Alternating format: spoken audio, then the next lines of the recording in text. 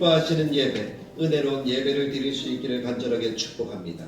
하나님은 우리의 독생자가 되시고 우리의 구원자가 되십니다. 우리를 십자가를 지시고 죽으셨을 뿐만 아니라 우리를 위해서 다시 살아나신 참 구주가 되셨습니다. 그 하나님 힘있게 박수하며 찬양합니다.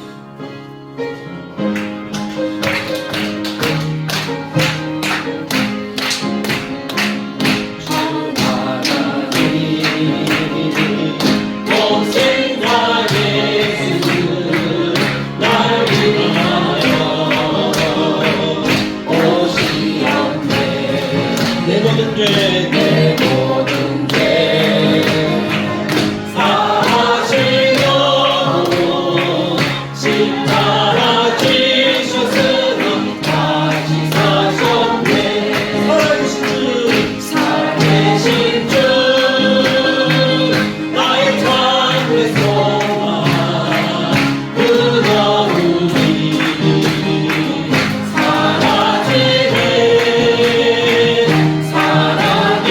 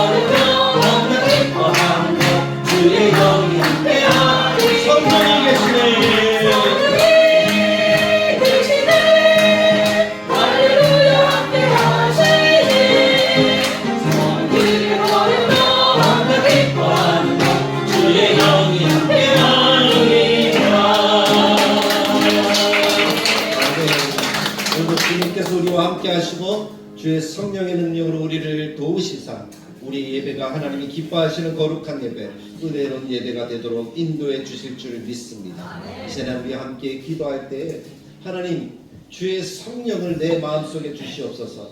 나의 마음을 만지시옵소서. 나를 새롭게 하시옵소서. 내게 새 힘을 공급하여 주옵소서. 하나님이 기뻐하시는 은혜의 예배의 자리로 나를 부르셨사오니 내 마음과 내 정성과 내 뜻과 내 힘을 다하여 온전하게 하나님을 예배하고 하나님을 높일 수 있도록 나를 도우시고 인도해달라고 먼저 기도하시고 우리 성도들을 생각하시면서 건강을 주시고 그 마음을 위로하시고 그 마음을 강하게 해달라고 주님이 도우시는 은혜의 역사들을 충만하게 더해달라고 그리고 우리 믿음으로 함께 기도하실 수 있기를 원합니다. 세 번째는 우리가 정말 하나님께 예배하는 이 시간 우리 다대로 교회 하나님이 복 주시고 이 빈자리를 주님이 채우시사 하나님 가득하게 하시고 함께 예배하는 모든 성도들에게 하나님의 한량없는 크신 능력으로 은혜를 더하여 달라고 그런 믿음을 가지고 우리 함께 한 목소리로 우리 자신과 우리 성도들과 이 예배와 교회를 위해서 함께 기도하도록 하겠습니다. 참 좋으신 하나님 아버지 은혜를 감사합니다. 오늘도 주의 성령의 권능을 도와주셔서 우리의 마음을 만들어 주시고 우리를 새롭게 하여 주시고 우리에게 권능을 다하시고 우리에게 은혜를 다하시고 우리가 하나님을 기뻐하시는 그 아름답고 신실한 하나님의 백성으로 세워지게 하시고 하나님의 능력과 하나님의 소망이 더욱 하나님 넘치는 그러한 삶을 살아가기에 부족한 역으로 주님이 인도해 주시기 바랍니다. 주님이 소망 가운데 우리를 이끌어 주시기 원합니다. 우리의 마음과 정성과 뜻과 힘을 다하여 하나님 높이시는 이 예배의 시간을 하나님 내 마음속에 주시옵소서. 하나님 만나게 하여 주옵소서. 하나님 내가 주시의 힘을 공격하여 주옵소서. 나에게 하는 주시는 도와주길 바랍니다. 우리 모든 성도들에게도 은혜와 능력과 하나님의 사랑을 더하시는 놀라운 역사를 주님이 나타내 주시기를 간절하게 바라고 소망합니다. 주시기를 원합니다. 주의 선한 능력과 은혜를 나타내 주시기를 원합니다. 하나님의 자비를 더해 주시기를 원합니다. 하나님의 권능을 더하여 주시기를 원합니다. 하시고 그 마음을 위로하시고 그 마음을 붙들으시고 그 마음속에 하나님이 어떤 분인지 하나님의 사랑이 무엇인지 높게 끝을 알아가는 하나님 주님을 나타내 주시옵소서. 하나님의 뜻과 선한 수박이 넘치도록 주님을 위로하옵소서. 우리 다들 교회를 사랑 맞춰서 한 자리에 주님의 은가를 가득 채우시고 하나님의 성에 부르신 새롭게 하늘있게 소망 가운데 붙들어 주시는 하나님의 역사하심을 나타내 주시옵소서. 하나님으로 영광 받으시는 거룩한 은혜의 역사들을 우리 가운데도 또 충만하게 나타내도록 주님 도우시고 함께하여 주시옵소서. 하나님의 영광 받으시고 기뻐하는 하나님 우리에게 충만하게 부어주시기를 간절하게 바랍니다. 오늘 예배를 주님이 거룩하게 하여 주시옵소서. 같이 자리에서 일어나셔서 왕이신 하나님을 찬양하며 우리의 고백을 하나님께 나아가겠습니다.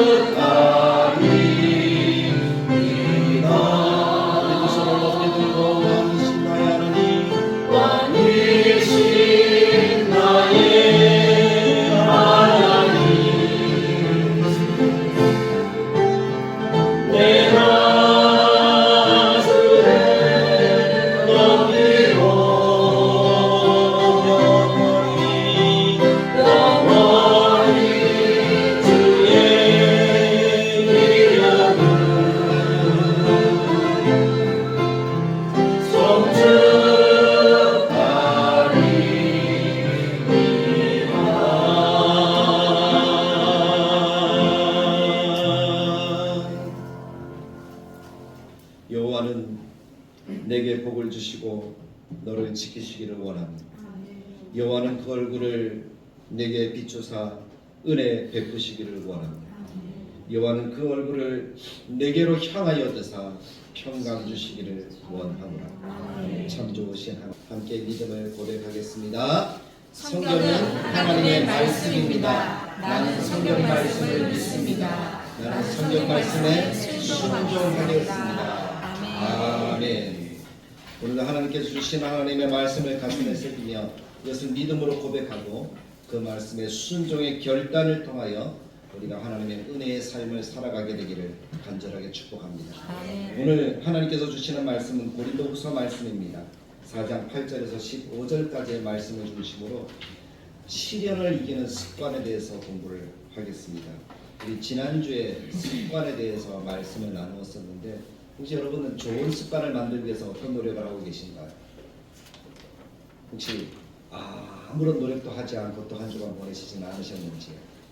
우리가 말씀을 들으면 그 말씀을 가지고 어떻게 내 삶을 만들어갈까, 또 내 삶을 그렇게 세워갈까를 항상 고민하면서 하루하루를 보내실 수 있기를 간절하게 축복합니다. 아멘. 그것이 말씀을 받은 하나님의 백성들의 삶의 모습이다라고 저는 그렇게 여기고 말씀을 준비하여 전하고 있습니다.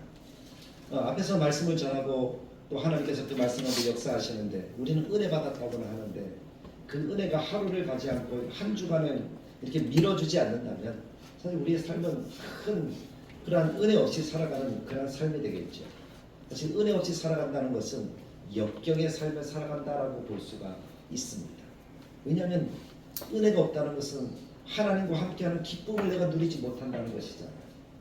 하나님의 백성이 하나님과 함께하는 기쁨을 누리지 못한다 하는 그것을 우리는 복이다라고 얘기할 수가 없잖아요. 그러니까 그것은 역경이라는 거예요. 그래서 말씀의 은혜를 받고 그 말씀이 선포되었다면 특별히 주일 오전 말씀은 우리의 한 주간을 살아가는 방향이 되어야 돼요. 우리가 좋은 습관을 가지자라고 이렇게 이야기를 했다면 그 습관을 갖기 위해서 저도 노력할 뿐만 아니라 우리 성도님들 같이 노력하면 그렇게 살아가는 것이 하나님이 말씀을 주신 목적이다라고 저는 그렇게 믿습니다. 아멘. 그래서 오늘도 우리가 역경이라는 것을 이야기를 하면서 이것을 어떻게 이길까, 또 우리가 삶을 살아가면서 많은 역경을 만나게 될 때에 또 많은 어려움과 고난을 우리가 겪게 될 때에 그것을 어떻게 이길 수 있을까 하는 것들을 마음에 새기면서 그렇지, 이 말씀이 이럴 때 적용돼야 되겠구나 하는 것을 찾으셔서 하나님이 기뻐하시는 은혜의 삶, 승리하는 삶, 또 하나님이 복 주시는 삶을 살아가는 우리 다들에게 모든 교우들이 되시기를 간절하게 축복합니다. 어느 날 제자들이 있었잖아요. 제자들이 오병이어의 기적을 이렇게 행하시는 예수님을 만나고 목격을 합니다.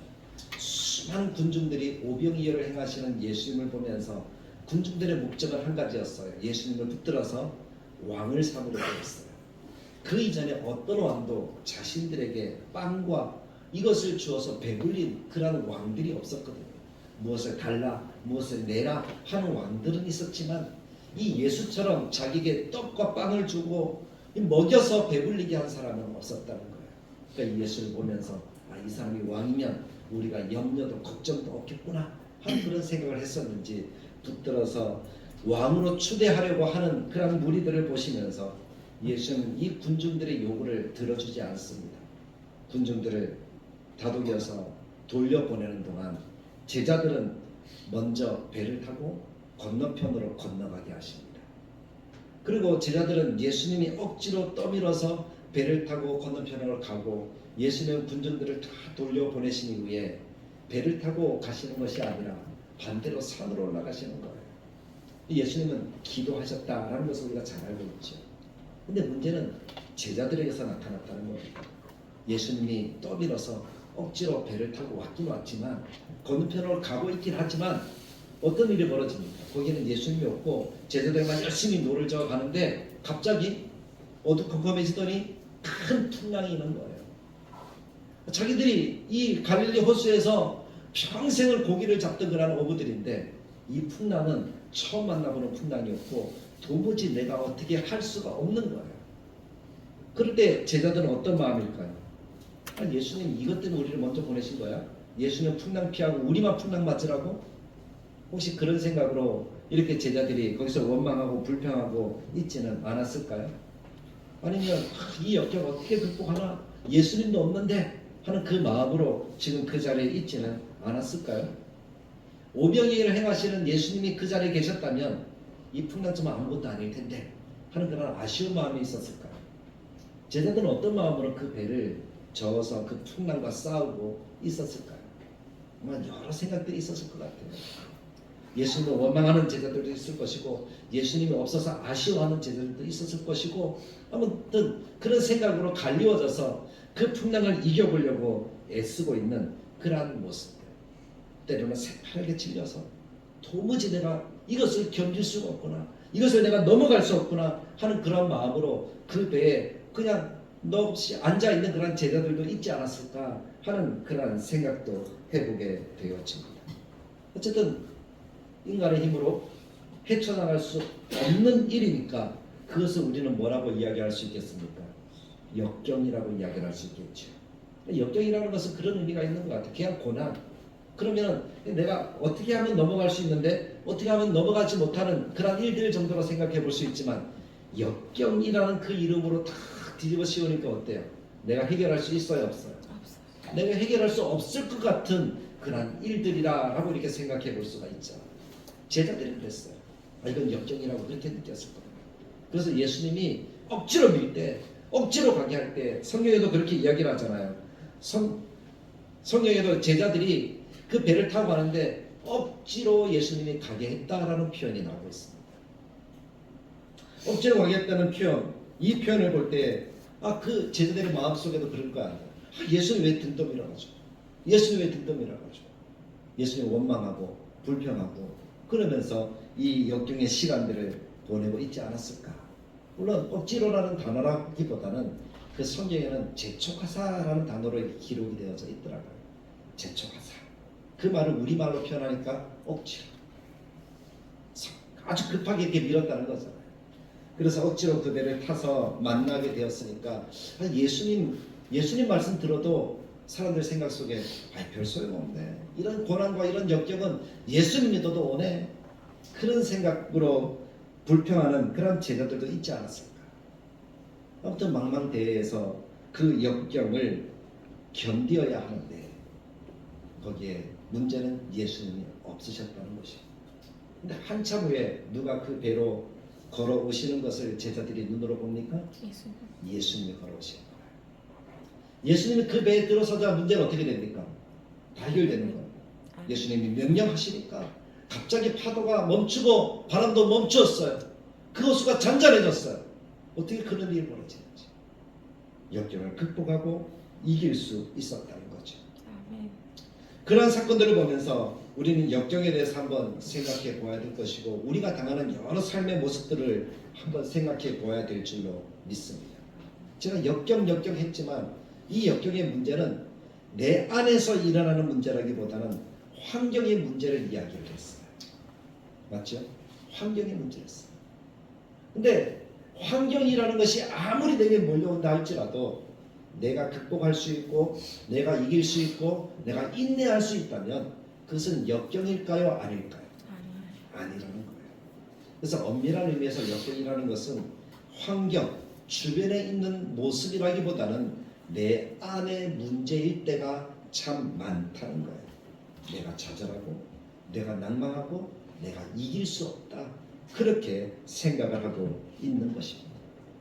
그럼 사랑하는 성도 여러분, 분명히 우리는 예수님을 믿으면 복을 받는다, 예수님을 믿으면 천국 간다, 예수님을 믿으면 잘 된다 하는 그런 이야기를 많이 들었을 텐데 그럼 예수님을 믿는데 왜 역경이 올까요? 왜 이런 고난의 삶들을 우리가 살아갈까요? 한번 여러분 생각해 보신 적 있으십니까? 혹시 그런 역경들을 만나서 혹시 나도 제자들처럼 원망하고 불평하고 투정 부렸던 그런 적은 없으셨습니까? 수많은 세월들을 보내오면서 우리가 만나는 그런 시간들, 지나온 시간들 속에 우리들은 너무나 자주 예수님을 원망하고 하나님을 원망하고 그렇게 시간을 보내지 않았는가 하는 그런 생각이 제 마음속에 많이 듭니다. 저뿐만 아닐 것 같아요. 모든 성도들의 모습이 그렇지 않았을 거예요. 그래서 제가 곰곰이 생각해 봤어요. 왜 그런 역경이 오면 원망하고 불평할까? 생각해 보니까 갑자기 달이 한 줄로 쫙 떠오르는 거예요. 그것이 뭔가 하니까 그 삶의 환경들이 너무나 엄청나서라기보다 내 생각대로 되지 않았다는 거예요. 내가 마음먹은 대로, 내가 마음에 떠오르는 그런 생각대로, 지식대로 되지 않았다는 것이 답이었어요. 그래서 문제가 어디로부터 왔다는 거예요? 내 마음에서부터 왔다는 거예요. 오스왈드 챔버스라는 목사님은 이렇게 이야기를 합니다.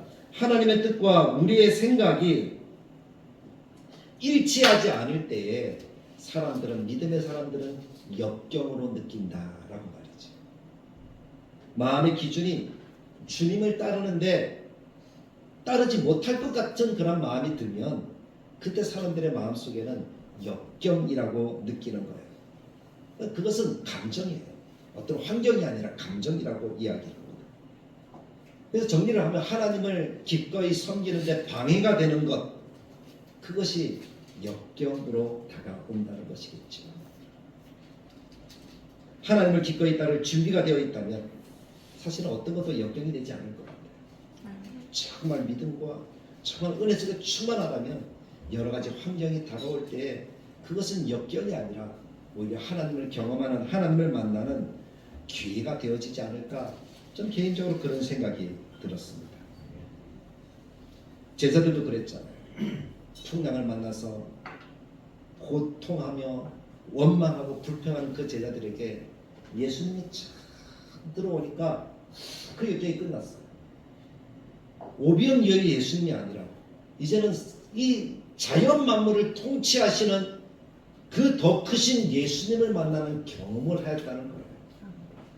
그래서 예수님을 더 믿을 수 있는 은혜의 시간이 되었다는 것이죠. 그래서 기회라는 것이에요. 우리가 그것을 깨달은다면 우리의 신앙의 삶들은 많이 달라지지 않을까? 예수님께 한번 이 역경이라는 삶을 적용해 보기를 원합니다.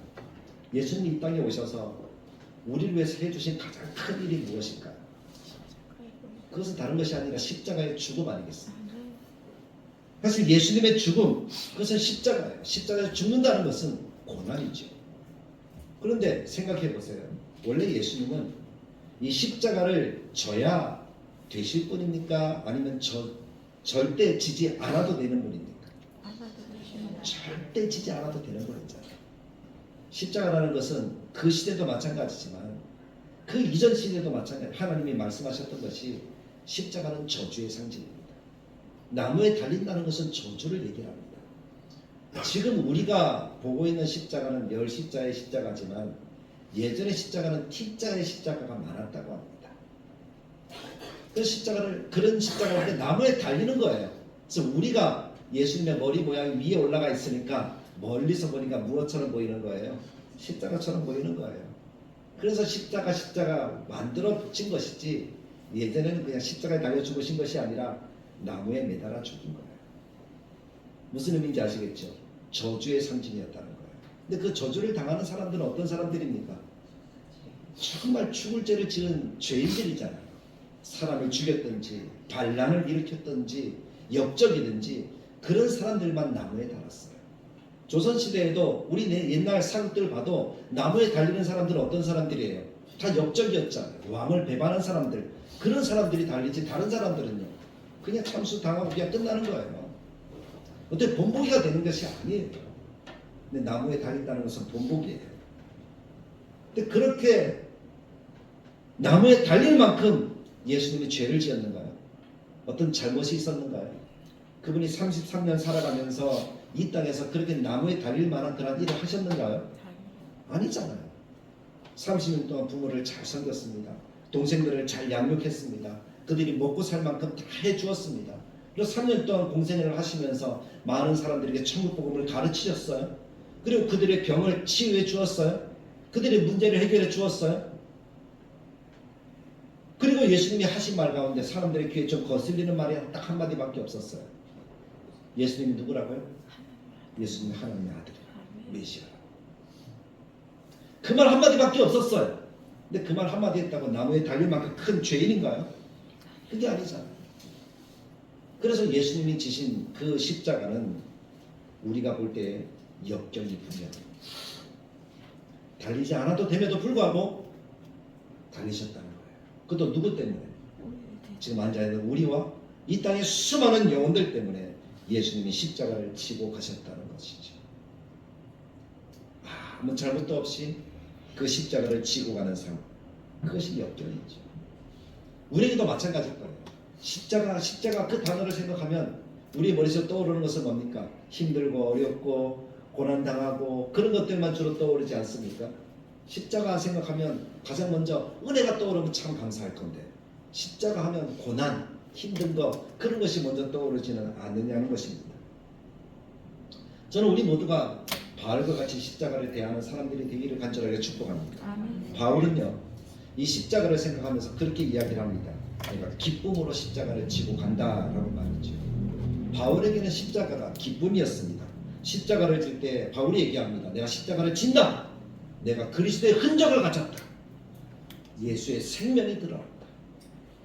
십자가를 지는 것이 예수님의 흔적을 가지는 것이고 생명을 주는 것이라고 바울은 그렇게 이야기를 합니다. 그래서 내가 기꺼이 즐겁게 십자가를 지노라 라고 이야기할 수 있었다는 것입니다. 바울에게는 최소한 십자가는 역경이 아니었습니다. 그럼 어떻게 하면 우리의 마음이 이런 십자가를 질 때 역경이 아닌 것으로 느껴지고 은혜와 자랑으로 느껴질 수 있을까요? 그것은 다른 것이 아니에요. 하나님의 뜻이 내 마음과 같아지는 거예요. 하나님의 뜻에 동의가 되어지는 거예요.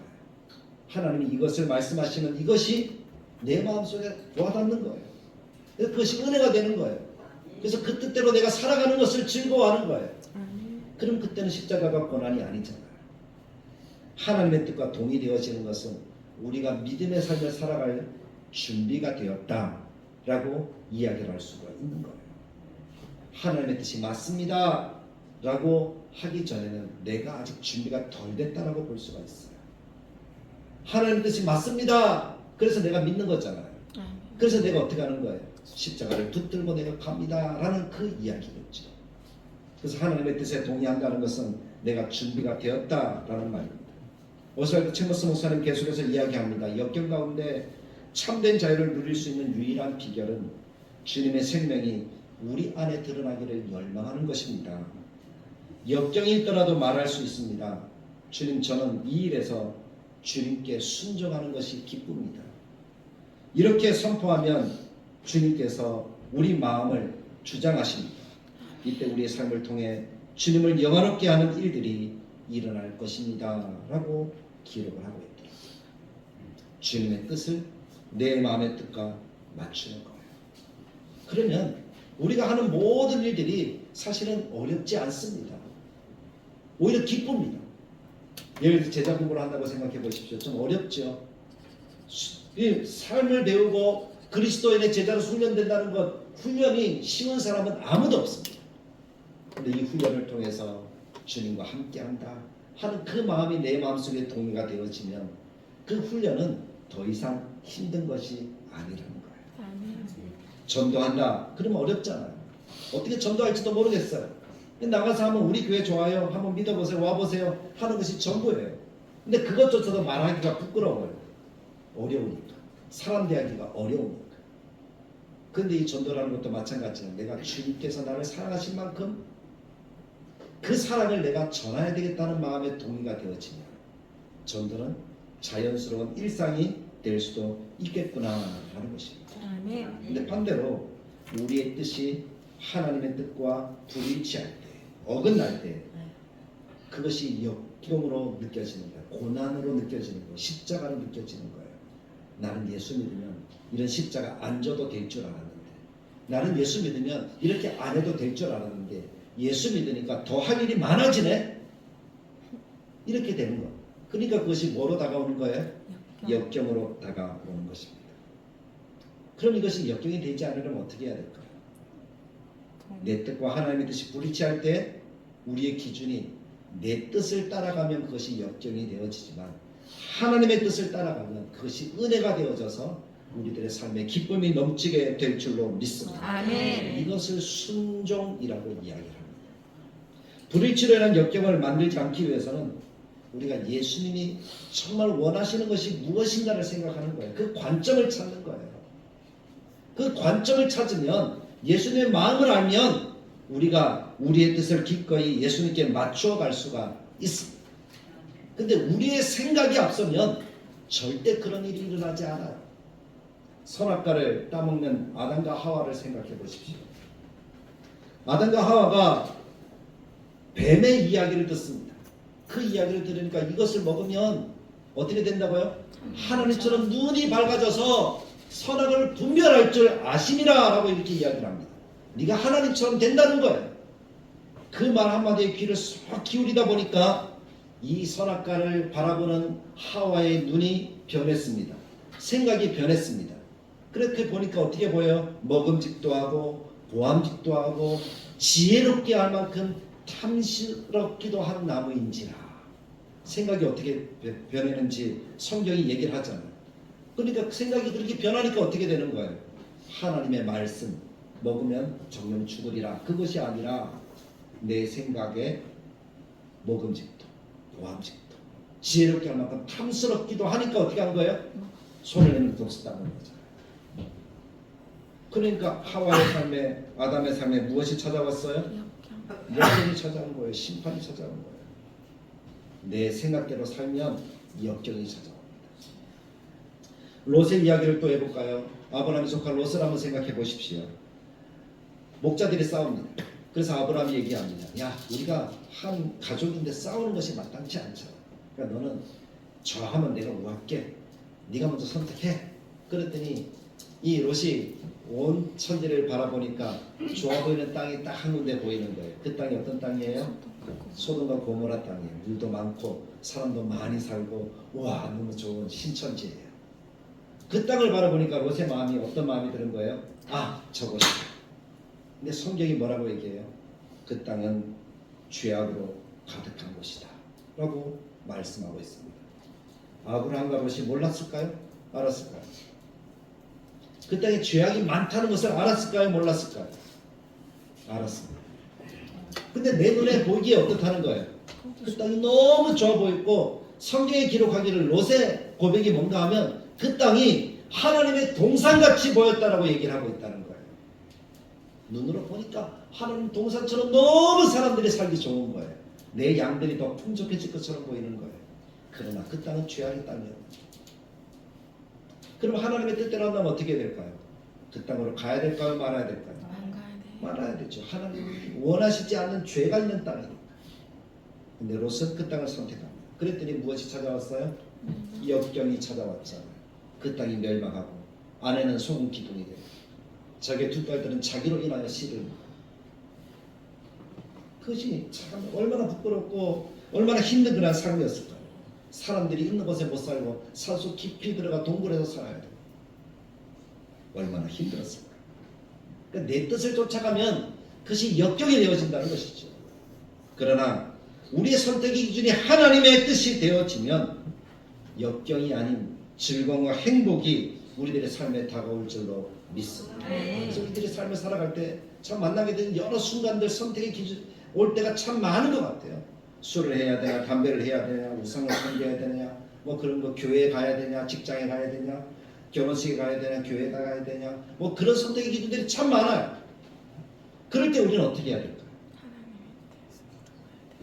하나님의 원하시는 것이 무엇일까를 생각하면 우리가 어디로 가야 될지 분명한 기준을 세울 줄 믿습니다. 아멘. 그러나 반대로 내 뜻대로 하면 그 순간에는 아무 일도 일어나지 않는 것처럼 보여서 하나님이 용서해 줬네 이렇게 생각이 드시겠지만 나중에 되어지면 어떨까요?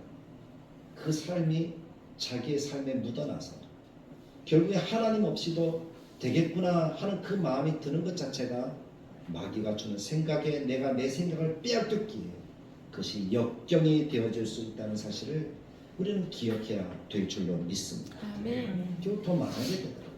그런 인생이 더 망하게 되더라고요. 저는 그런 삶의 모습들을 참 많이 보았습니다.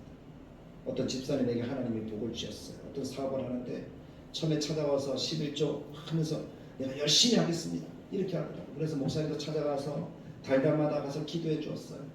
가까운 데 있으니까 지나갈 때 가서 찾아가서 안부 묻고 기도해 주고 더 잘 되는 거예요. 그래서 처음에 11조 100만 원 하던 사람이 1000만 원 하게 되고 1000만 원을 더 많이 하게 되었었어요. 근데 세월이 조금 흘러서 이제 11조 부피가 커지니까 갑자기 마음속에 갈등이 생겨요. 그래서 내가 이걸 다 해야 될 필요 있나? 내가 1000만 원만 드려도 목사님은 모르실 거야. 그런 타협의 순간이 오는 거예요. 그래서 자기 생각이 그런 생각이 드니까 온전한 11조를 못했어요. 그 주일도 한 번 가다가 바쁘다는 핑계로 한 번 빼먹는 게 두 번 빼먹고 그래도 한 달에 한 번 가다가 분기에 한 번 가다가 그렇게 변하는 거예요. 그러다가 우리나라가 참 여러 힘든 일들을 순간을 많이 겪잖아요. 그 순간을 겪을 때 특히 IMF가 왔을 때 쫄딱 하루아침에 망해버리고 말았어요. 하나도 못 건졌어요. 그리고 뒤늦게 찾아와서 회개하면서 목사님 찾아와서 눈물을 흘리면서 그렇게 회개하는 그런 모습들을 본 적도 있습니다. 얼마나 안타까워요. 하나님이 원하시는 삶을 살아갈 때 하나님의 뜻에 방향을 맞춰서 살아가면 역경이 아니라 기쁨이 될 텐데 하나님의 뜻이 아닌 내 뜻에 초점을 맞추어서 나의 선택을 가지고 나아가니까 그것이 역경이 되는 것입니다. 우리 다른 교회가 정말 하나님이 기뻐하시는 그런 삶들의 역사가 나타나는 교회가 되길 간절하게 축복합니다. 아멘. 우리 성도들의 삶 속에 그런 역경이 없기를 간절하게 바랍니다. 아멘. 역경이 아니라 그것이 기회가 되어져서 하나님을 만날 수 있는 은혜가 되는 그런 삶을 살아갈 수 있기를 간절하게 축복합니다. 아멘. 그런 삶을 살아가려면 어떻게 해야 될까요? 맞습니다. 그것은 하나님을 바라보면서 그 역경의 순간에도 인내하는 것이라고 저는 성경을 통해서 배우게 되어집니다. 주님이 말씀합니다. 고린도서 10장 13절에 사람이 감당할 시험 밖에는 너희가 당한 것이 없나니 오직 하나님은 미쁘사 너희가 감당하지 못할 시험 당함을 허락하지 아니하시고 시험 당할 즈음에 또한 피할 길을 내사 너희로 능히 감당하게 하시느니라 라고 말씀을 하고 계십니다.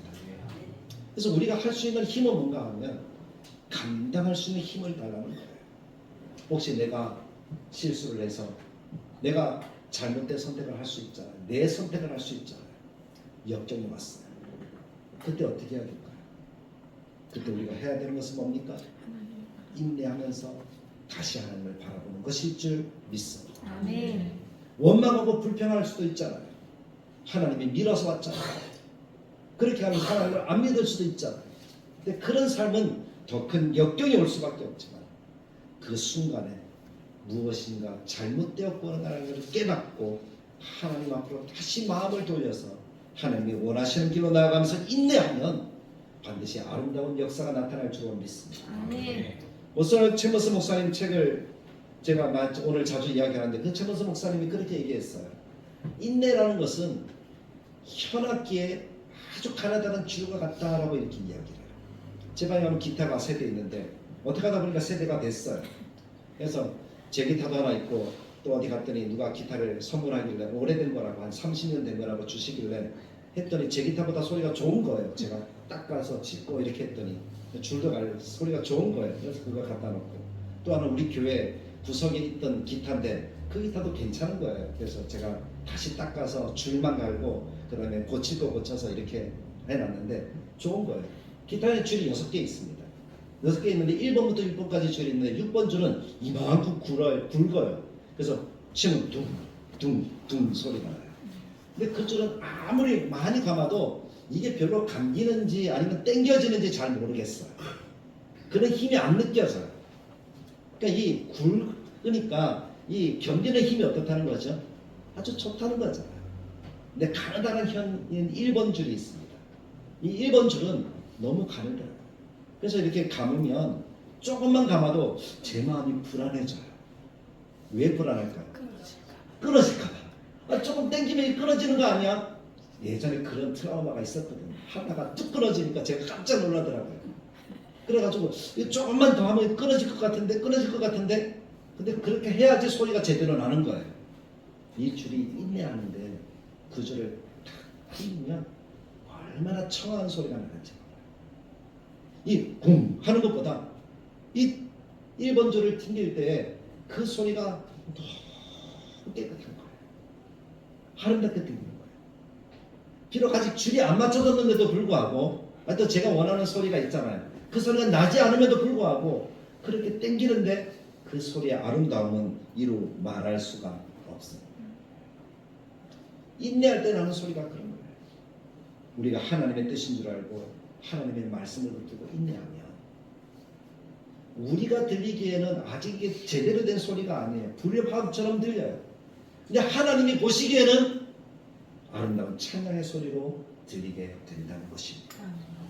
그러므로 사랑하는 성도 여러분, 어떤 역경이 올 때에 우리가 비록 그것이 하나님이 그렇게 미루셨던 아니면 내가 잘못된 선택을 했던 그때의 원망과 불평이 아니라 우리의 뜻을 다시 하나님께로 맞추어서 하나님이 원하시는 방향으로 우리가 돌려서 그 순간을 인내함으로 견디고 마침내 아름다운 소리를 내는 하나님의 백성들이 되시기를 간절하게 축복합니다. 브리스콘이라는 나무가 있는데요. 이 브리스콘이라는 나무는 소나무의 한 종류라고 합니다. 이 나무는 세상에서 가장 오래 사는 나무 가운데 한 나무라고 합니다. 보통 살면 4,000년 이상을 산다고 합니다. 그래서 1957년에 슈만이라는 과학자가 미국의 한 산에 올라가서 이 나무를 발견했는데 이 나무의 이름을 그래서 무드셀라라고 이렇게 지었어요. 무드셀라는 세계에서 가장 오래 산 사람이잖아요. 969살. 노아 홍수가 날 때까지 산 사람이에요. 노아 홍수 때 홍수 나기 직전에 죽은 사람이거든요. 하나님 은혜를 받은 사람이죠. 무드셀라라는 이름을 지었어요. 그 태고의 역사를 지닌 채 거친 세월을 다 견디어낸 이 나무라고 합니다. 근데 그 나무가 발견되었을 때 거의 5,000년 정도가 된 것이었다고 합니다. 그 나무는 이집트 사람들이 피라미드를 지을 당시에는 이미 고목이었습니다. 오래된 나무였겠죠. 그리고 미국에서 서부 해발 3,000m에서 한 3,300m 높이 산 정상에서 이런 나무가 자란다고 합니다. 그러니까 이게 오래 견디다 그 높은 데서 바람과 기온 차이가 얼마나 많이 납니까? 맞죠? 기온 차이를 견디면서 이 나무가 살아가는 거예요. 거기는 물도 많지 않죠. 바람만 세죠. 뭐 이 나무가 이게 우뚝 설 만한 그런 환경이 됩니까? 안 됩니까? 세찬 바람이 불어도 넘어질 것 같은 그런 환경인데 그런 바람과 물이 부족하고 그 다음에 춥고 덥고 이 모든 것들을 견디는 거예요. 이 모든 것들이 한마디로 말하면 우리가 뭐라고 얘기할 수 있을까요? 역경, 고난이라고 이야기할 수가 있잖아요. 그런 나쁜 생존 환경을 견디어내서 그 자리에 수천 년 동안 있을 수 있다. 그 사람이 얘기하더라고요. 이것이 인내다.